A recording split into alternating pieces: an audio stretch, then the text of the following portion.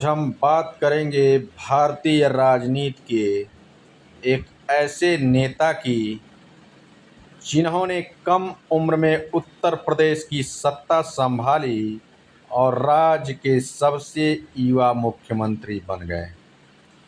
यह कहानी है समाजवादी पार्टी के राष्ट्रीय अध्यक्ष अखिलेश यादव की। अखिलेश यादव का जन्म 1 जुलाई 1973 को उत्तर प्रदेश के इटावा जिले के सैफई गांव में हुआ और उनके पिता मुलायम सिंह यादव भारतीय राजनीति के प्रमुख नेताओं में से एक थे, जबकि उनकी माता मालती देवी थी। बचपन से ही अखिलेश का माहौल राजनीति से जुड़ा था, लेकिन शुरुआती दिनों में उनकी रुचि पढ़ाई और खेलों में अधिक थी। उन्होंने अपनी प्रारंभिक शिक्षा राजस्थान के धौलपुर स्थित एक सैनिक स्कूल से प्राप्त की। अनुशासन और नेतृत्व के गुणों का विकास इसी दौर में हुआ। इसके बाद उन्होंने इंजीनियरिंग की पढ़ाई की और आगे की उच्च शिक्षा के लिए ऑस्ट्रेलिया के सिडनी विश्वविद्यालय गए, जहां उन्होंने पर्यावरण इंजीनियरिंग में अध्ययन किया। विदेश में पढ़ाई के दौरान उन्हें आधुनिक तकनीक, शहरी विकास और प्रशासनिक सोच का अनुभव मिला। भारत लौटने के बाद उन्होंने सक्रिय राजनीति में कदम रखने का निर्णय लिया और वर्ष 2000 में कन्नौज लोक सीट पर हुए उपचुनाव में समाजवादी पार्टी ने उन्हें उम्मीदवार बनाया। उन्होंने चुनाव जीता और पहली बार सांसद बने। संसद में उनकी छवि एक शांत, संयमित और युवा नेता की रही। वे किसानों, युवाओं और ग्रामीण विकास जैसे मुद्दों पर अपनी बात रखते थे। धीरे धीरे समाजवादी पार्टी के भीतर उनकी पहचान मजबूत होती गई। साल था 2009 का लोकसभा चुनाव और 2009 के लोकसभा चुनाव ने उन्होंने फिर जीत दर्ज की। इसी दौरान पार्टी में उनकी भूमिका लगातार बढ़ती गई। उन्हें संगठन की जिम्मेदारियां भी मिलने लगी और युवा कार्यकर्ताओं के बीच उनकी लोकप्रियता बढ़ गई। उस समय उत्तर प्रदेश की राजनीति में समाजवादी पार्टी और बहुजन समाज पार्टी के बीच कड़ा मुकाबला था। अखिलेश यादव ने पूरे प्रदेश का दौरा किया, कार्यकर्ताओं से मुलाकात की और युवाओं को पार्टी से जोड़ने का अभियान चलाया। उन्होंने साइकिल यात्राएं निकाली, जनता के बीच संवाद किया और खुद को एक ऐसे नेता के रूप में प्रस्तुत किया जो नई सोच और विकास की बात करता था। इसी दौर में उनकी पहचान राज्य भर में तेजी से बढ़ती चली गई। यही वह समय था जिसने आगे चलकर उन्हें उत्तर प्रदेश की राजनीति के सबसे महत्वपूर्ण चेहरों में शामिल कर दिया। साल था 2012 का विधानसभा चुनाव उत्तर प्रदेश की राजनीति के लिए एक बड़ा मोड़ साबित हुआ। समाजवादी पार्टी ने अखिलेश यादव को चुनाव अभियान का प्रमुख चेहरा बनाया और उन्होंने पूरे प्रदेश में व्यापक जनसभाएं की। युवाओं, किसानों, महिलाओं और ग्रामीण मतदाताओं से सीधे संवाद किया। समाजवादी पार्टी ने विकास, रोजगार, शिक्षा और किसानों से जुड़े मुद्दों को प्रमुखता से उठाया। चुनाव परिणाम आने पर पार्टी को स्पष्ट बहुमत मिला और 15 मार्च 2012 को मात्र 38 वर्ष की आयु में अखिलेश यादव ने उत्तर प्रदेश के सबसे युवा मुख्यमंत्री के रूप में शपथ ली। मुख्यमंत्री बनने के बाद उनकी सरकार ने कई योजनाएं शुरू की। इनमें छात्रों को लैपटॉप वितरण, समाजवादी पेंशन योजना, सड़क और पुल निर्माण, शहरी विकास तथा स्वास्थ्य सेवाओं के विस्तार जैसे कदम शामिल थे।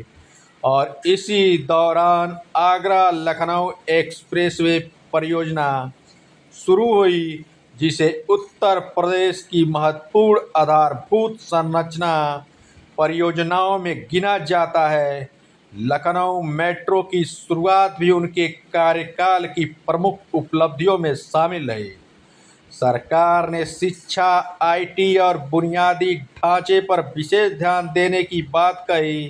कई नए मेडिकल कॉलेज, सड़क परियोजनाएं और विकास कार्य शुरू किए गए।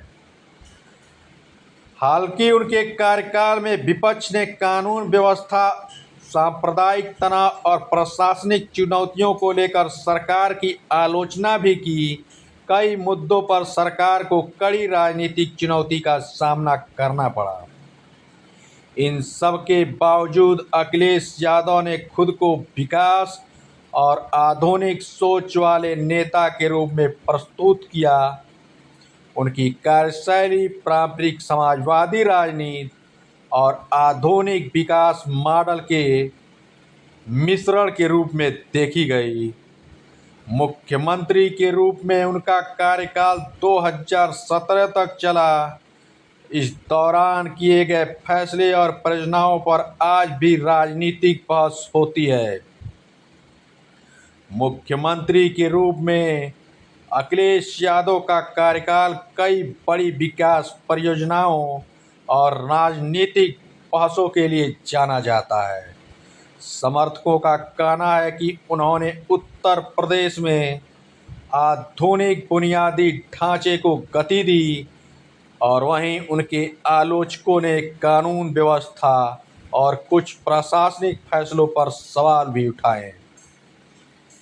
उनकी सरकार की सबसे चर्चित परियोजनाओं में आगरा लखनऊ एक्सप्रेसवे शामिल है, लखनऊ मेट्रो शामिल है, और इस एक्सप्रेसवे का उद्देश्य प्रदेश के कई हिस्सों के बीच तेज और बेहतर सड़क संपर्क उपलब्ध कराना था।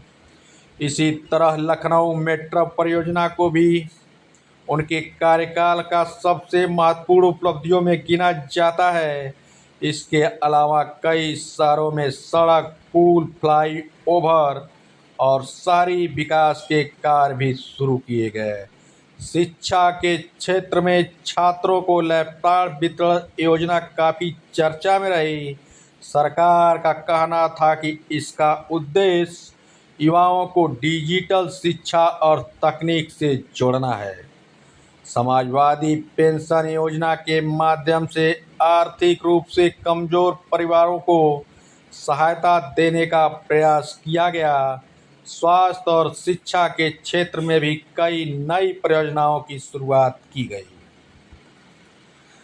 हालांकि उनके कार्यकाल में कानून व्यवस्था को लेकर विपक्ष ने लगातार सरकार को घेरा। कुछ सांप्रदायिक घटनाओं और अपराध के मामलों को लेकर सरकार की आलोचना हुई। विपक्ष का आरोप था कि अपराध पर पर्याप्त नियंत्रण नहीं हो पा रहा है, जबकि सरकार का कहना था कि स्थिति सुधारने के लिए लगातार कदम उठा रही है। 2016-17 के दौरान समाजवादी पार्टी के भीतर भी बड़ा राजनीतिक विवाद सामने आया।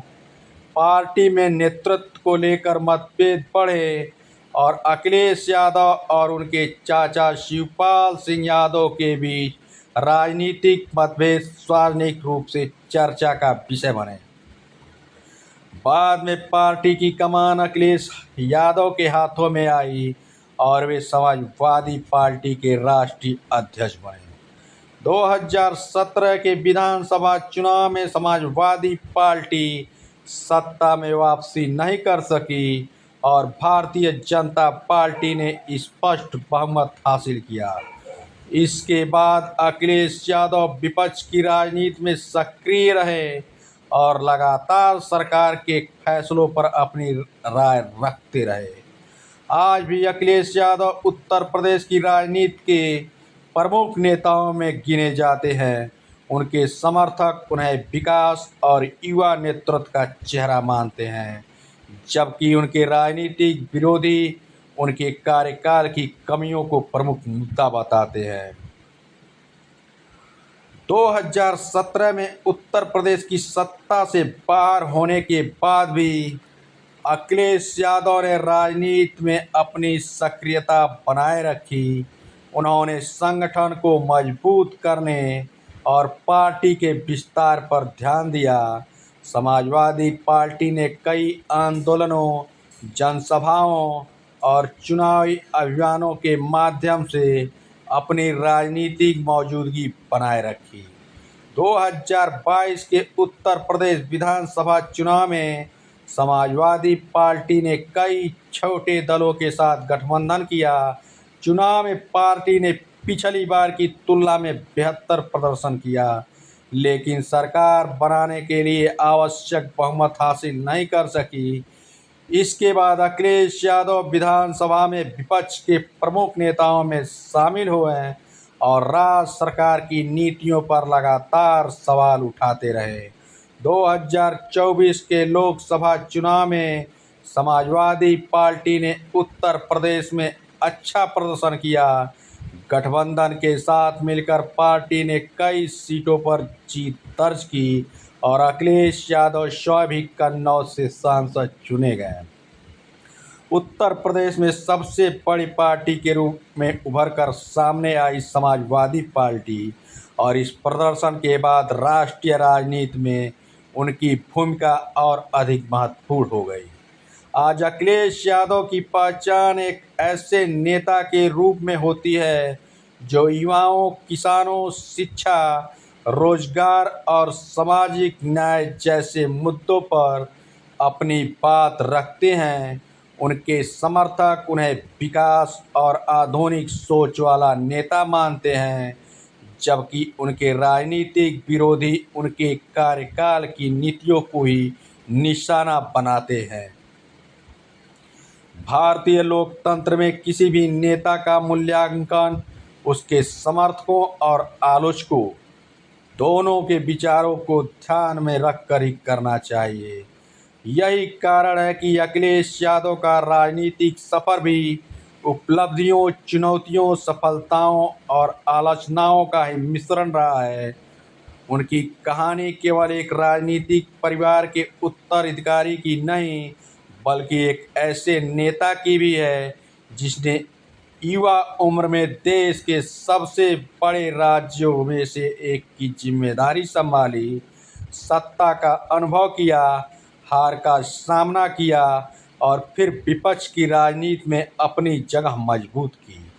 आने वाले वर्षों में उत्तर प्रदेश और राष्ट्रीय राजनीति में उनकी भूमिका बहुत ही बड़ी होने वाली है, क्योंकि इस समय अखिलेश यादव जनता के बीच में बैठ चुके हैं और यह जनता के फैसले और लोकतांत्रिक प्रक्रिया तय करेगी कि आने वाले समय में अखिलेश यादव फिर से उत्तर प्रदेश के मुख्यमंत्री बनने जा रहे हैं।